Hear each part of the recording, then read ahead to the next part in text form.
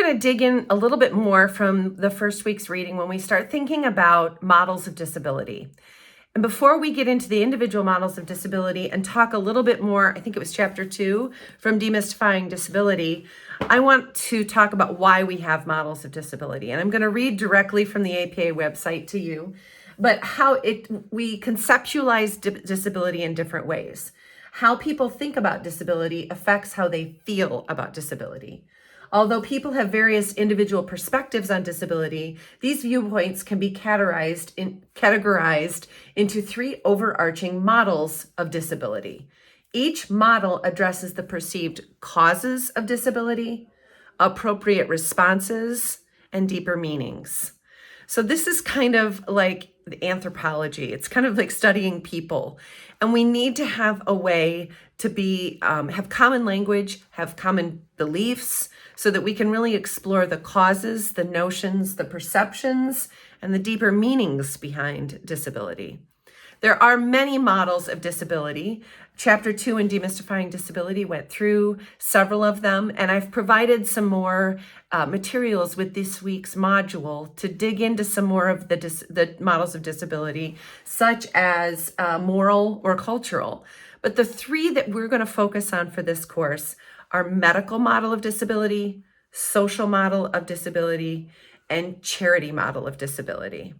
To put it very simply, the medical model of disability is, if you think about like chronic illness or the treatment of something like cancer, there is something wrong in a person's body and we need to do treatments to fix that. There is an appropriate time for the medical model of disability, a traumatic brain injury or a chronic illness paired that becomes a disabling condition. But it is incredibly important that we don't always apply the medical model of disability to education. That can really damage the work that we do, and it can really have a lot of long-lasting effects on a student's life and the way they're seen in society, and it is not conducive to inclusive education. So that's a simple way of looking at the medical model. The charity model is a little bit more common, I think, in education, where the person with a disability needs to be helped at all times. They're seen as inspirational. They're seen as, oh no, that poor person, how can we help them? Now, even though it might come from the best of intentions, the charity model of disability can also really get in the way of education. There are times it may be appropriate, and you will definitely see it, especially in our area. But it's not always the best model. In fact, it is not the best model to use in education.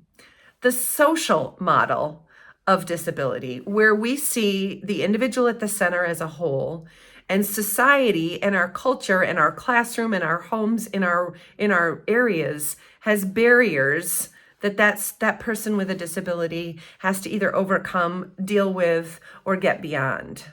That model of disability is more applicable and true when it comes to having a true inclusive culture, society, classroom, and school.